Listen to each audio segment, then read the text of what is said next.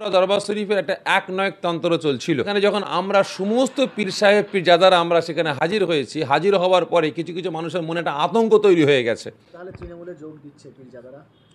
দেখেন, ফুরফুরা দরবার শরীফে রাজনীতির নেতাকর্মীরা আসছে বলেই যে দল আসবে সেই দলেই কি আমরা যুক্ত হয়ে যাব? আমরা ধর্মগুরু পরিবারের সন্তান, আমরা পীর পরিবারের সন্তান, আমরা রাজনীতি করি না। তবে হ্যাঁ, যেখানে আমরা অন্যায় দেখি, যেখানে অরাজকতা দেখি, যেখানে হিংসা দেখি, আমরা তার বিরুদ্ধে প্রতিবাদ করি। এই প্রতিবাদটা যদি রাজনীতি হয়ে যায় তাহলে ভেবেলেন। মুখ্যমন্ত্রীর সঙ্গে কি কথা হলো আজ? দেখেন, আমার রাজ্যের মুখ্যমন্ত্রী, আজকে আমার রাজ্যের জনগণ যিনাকে ভোট দিয়ে আমার রাজ্যের মুখ্যমন্ত্রী বানিয়েছেন, মুখ্যমন্ত্রীর চেয়ারে বসিয়েছেন, আজকে সেই মুখ্যমন্ত্রী ফুরফুরা দরবার শরীফ এসেছিলেন। যিনি বিভিন্ন ধর্মীয় স্থানে যান, গির্জা থেকে নিয়ে বলেন, মন্দির থেকে নিয়ে বলেন, তারপরে আপনার বেলুড় মঠ থেকে নিয়ে বলেন, বিভিন্ন জায়গায় যান। আজকে তিনি ভারতবর্ষের দ্বিতীয় তীর্থভূমি ফুরফুরা দরবার শরীফ, আজকে দারাপীরের দরবারে তিনি দোয়া আশীর্বাদ নেওয়ার জন্য এসেছিলেন। এবং তার সাথে সাথে বিগত দিনে ফুরফুরা দরবার শরীফে বিভিন্ন দুর্নীতিকে কেন্দ্র করে, সিন্ডিকেটকে কেন্দ্র করে বিভিন্ন আন্দোলন প্রতিবাদ হয়েছিল।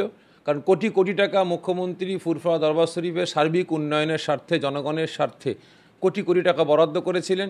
আজকে সেই টাকাগুলো ঠিক সেভাবে খরচা হয়নি, আংশিক খরচা হয়েছে, বাকিগুলো খরচা হয়নি। কারণ আপনারা তার প্রুফ দেখেন, প্রায় কম বেশি 5 বছর মেহমানখানা তৈরি হয়ে তালা মেরে বন্ধ হয়ে পড়ে আছে।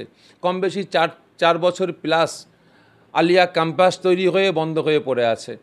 আপনার সিনিয়র মাদ্রাসা ফুরফুরা ফাতিয়া সিনিয়র টাইটেল মাদ্রাসায় 5তলা বিল্ডিং তৈরি হয়ে কম বেশি 4 বছর বন্ধ হয়ে পড়ে আছে। এখনও পর্যন্ত সেগুলো চালু হয়নি, এখনও কমপ্লিট হয়নি। আপনারা দেখেছেন, কিন্তু এতদিন তাহলে বন্ধ হয়ে পড়েছিল কেন? তাহলে যিনারা তত্ত্বাবধানে আছেন, যিনারা দায়িত্ব নিয়ে ফুরফুরা শরীফের সার্বিক উন্নয়নের কাজকাম করছেন, তাহলে এর মধ্যে নিশ্চয়ই ঘাটতি ছিল বলেই তো বছরের পর বছর এই সমস্ত বিল্ডিংগুলো বন্ধ হয়ে পড়ে আছে। আলিয়া ক্যাম্পাসের পঠন পঠন বন্ধ হয়ে পড়ে আছে, মেহমানখানায় মেহমানরা থাকতে পারছে না। আজকে বিভিন্ন তিনি দিক লক্ষ্য করে ফুরফুরা দরবার শরীফে পীর সাহেবদের সাথে, পীরজাদাদের সাথে বসার জন্য, তেনাদের আমাদের কি কথা আছে, ক্ষোভ আছে, তিনি শোনার জন্য ফুরফুরা দরবার শরীফ এসেছিলেন।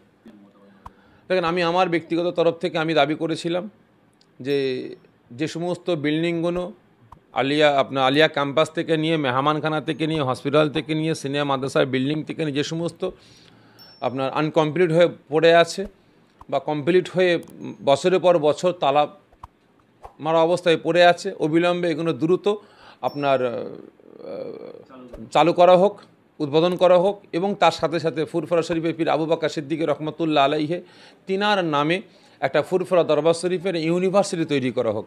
তিনি সঙ্গে সঙ্গে মাইকটা ধরে বললেন যে ইউনিভার্সিটি না, কারণ আমরা এখানে পলিটেকনিক কলেজ আমরা করব। তবে তিনি আশ্বাস দিয়েছেন, আমি সঙ্গে সঙ্গে প্রোটেস্ট করেছিলাম যদি ইউনিভার্সিটি হতো দাদা পীরের নামে খুব ভালো হতো। তিনি বললেন ঠিক আছে, এটা আমরা আলোচনার মধ্যে নিয়ে আসছি, আমরা চিন্তাভাবনা করে দেখছি। আরো একটা বিষয় দেখা গেল যে ফুরফুরা শরীফের পীর মহলের মধ্যে একটা দ্বন্দ্বের জায়গা দেখা গেল। কিছু অংশে মাইক কাড়াকাড়ির মতো ঘটনাও ঘটলো, আবার কখনো কেউ মঞ্চে ছেড়ে বেরিয়েও গেলেন। এই নিয়ে শুরু হয়েছে একটা বিতর্ক, সমাজ মাধ্যমে এই ধরনের প্রতিক্রিয়া উঠে আসছে, কি বলবেন? দেখেন, সবথেকে বড় জিনিস আপনি যে বলছেন যে স্টেজে একটা পীর পরিবারের মধ্যে দ্বন্দ্ব দেখা দিয়েছে, এটা ভুল। এখানে দ্বন্দ্ব বলে কিছু নেই। আমাদের বাড়ির সমস্ত পীর সাহেব পীরজাদা আমরা সকলে ঠিক আছি। এবং যদি কিছু মানুষ মনে করে যে এটা দ্বন্দ্ব, তাহলে তিনি ভাবতে পারেন। সবথেকে বড় জিনিস হচ্ছে আমরা 14 বছর, কম বেশি 14 বছর আমরা ফুরফুরা দরবার শরীফে কোটি কোটি টাকা আমার রাজ্য সরকার বরাদ্দ করেছিলেন, কিন্তু সেভাবে হয়নি। আজকে আমরা সেখানে হাজির হয়েছি কারণ আমাদেরকে মুখ্যমন্ত্রীর কাছ থেকে দীর্ঘদিন ধরে অন্ধকারে রেখে দেওয়া হয়েছিল। কারণ ফুরফুরা দরবার শরীফের একটা একনয়কতন্ত্র চলছিল। সেখানে যখন আমরা সমস্ত পীর সাহেব পীরজাদারা আমরা সেখানে হাজির হয়েছি, হাজির হওয়ার পরে কিছু কিছু মানুষের মনে একটা আতঙ্ক তৈরি হয়ে গেছে। সেটা আপনারা বুঝলেন। যদি কিছু কিছু মানুষ যারা আপনি বলছেন মাইক কানাকাড়ি করছে, এটা হচ্ছে, কারণ কিছু কিছু মানুষের মধ্যে আতঙ্ক তৈরি হয়ে গেছে যে মাইকটা পেয়ে গেলেই হয়তো ভাঁড় ভেঙে যাবে বা যে কোনো একটা জিনিস ঘটবে, এরকম একটা সিচুয়েশন তৈরি হয়েছিল হয়তো, জানি না, সেটা আমি তো চোখে ঠিক মানে ওই দিন আজকে দেখতে পাইনি সেভাবে, হয়তো বাইরে কিছু ঘটেছিল হয়তো। তা যাই হোক, কিছু কিছু মানুষের আতঙ্ক তৈরি হয়েছিল, হয়তো তারা গিয়ে বাইরে বেরিয়ে এসে উল্টোপাল্টা কথাবার্তা বলেছেন বা মাইক কাড়াকাড়ি করেছেন, যাতে ভান না ফেটে যায় সেই কারণে। তৃণমূল কংগ্রেসের বিরুদ্ধে বেশ কিছু কথা বলেছিল, আজকে মমতা বন্দ্যোপাধ্যায় ডাকলেন, আপনি চলে গেলেন। এই জায়গায় দাঁড়িয়ে আপনি হঠাৎ করে যাওয়ার সিদ্ধান্ত নিয়েছিলেন, আপনি তো একজন চরম বিরোধী হিসেবে অবস্থানে। না, আমি শুধু মুখ্যমন্ত্রীর বিরুদ্ধে বলে না, আমি টোটাল আমার রাজ্যে যে সকল দল, আপনি সিপিএম বলেন, কংগ্রেস বলেন, বিজেপি বলেন, তৃণমূল বলেন, যে দলগুলো দলের মানে কর্মীরা যেভাবে মারামারি, কাটাকাটি, হানাহানি ইত্যাদির সঙ্গে লিপ্ত আছে, জনগণকে ব্যবহার করে বেড়াচ্ছে, তাদের বিরুদ্ধে দীর্ঘদিন ধরে আমরা আন্দোলন প্রতিবাদ করেছি।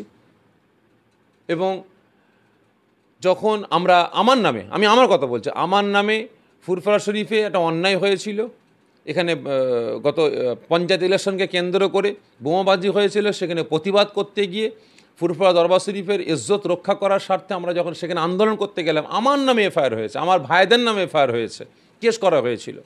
আমরা সমস্ত বিভেদ কষ্ট আমরা ভুলে গিয়েছিলাম বা ভুলে গেছি একটাই স্বার্থটা কি?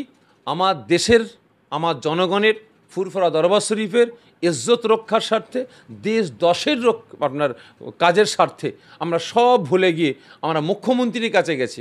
আমরা কোনো পার্টির নেতার কাছে যাইনি, কোনো পার্টির কর্মীর ডাকে আমরা সাড়া দিইনি, আমার রাজ্যের মুখ্যমন্ত্রীর ডাকে সাড়া দিয়ে গেছি, যেখানে আমার রাজ্যের টোটাল জনগণ যিনাকে ভোট দিয়ে মুখ্যমন্ত্রীর চেয়ারে বসেছেন। কারণ ওই চেয়ারটা হচ্ছে যে যিনি বসবেন তিনি কোনো দলের মুখ্যমন্ত্রী না, তিনি পার্টিকুলার এখন তিনি ওই জায়গাটা যখনই বসছেন তিনি তৃণমূলের মুখ্যমন্ত্রী না, তিনি সিপিএমের না, তিনি কংগ্রেসের না, তিনি আইএসএফের না, তিনি বিজেপির না, তিনি টোটাল জনগণের মুখ্যমন্ত্রী। তিনি যখন ডাক দিয়েছেন সমস্ত কষ্ট ভুলে গিয়ে তিনার কাছে আমাদের অভিযোগ নিয়ে আমরা সেখানে গেছি।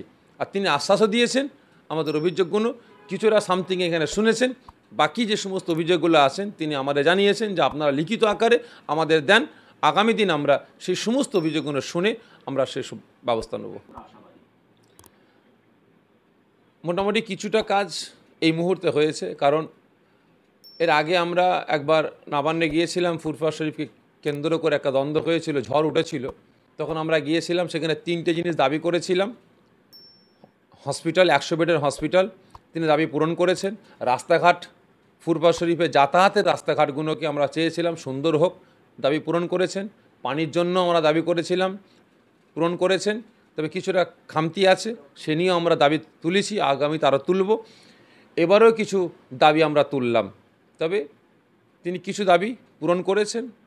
আবার কিছু জায়গায় জায়গায় একটু খামতি আছে, কারণ নিচের স্তরে কিছু মানুষ, সবই তো আপনারা জানেন, তাদের কারণে, কারণ বেশ বিগত 13 থেকে 14 বছর মুখ্যমন্ত্রীকে ফুরফুরা দরবার শরীফ সহ বিভিন্ন জায়গা থেকে মুখ্যমন্ত্রীকে অন্ধকারে রেখে দিয়েছিল।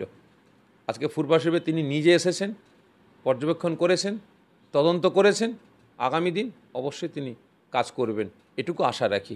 তবে কিছু কিছু মানুষ তারা বলে বেড়াচ্ছে যে তিনি ফুরফুরা শরীফে রাজনীতি করতে এসেছেন। না, তিনি রাজনীতি করতে আসেননি, তিনি কোনো নেতাকর্মীকে নিয়ে ফুরফুরে আসেননি। তবে পীর পরিবারের সন্তান হিসাবে আমি আমার রাজ্যের মুখ্যমন্ত্রী সহ তিনার দলে যত কর্মীরা আছেন তিনাদের কাছে আমি অনুরোধ করব, দাদা পীর আওলাদদেরকে নিয়ে রাজনীতি করবেন না। আমরা রাজনীতি করার জন্য আজকে ইফতার মাহফিলে আমরা যাইনি।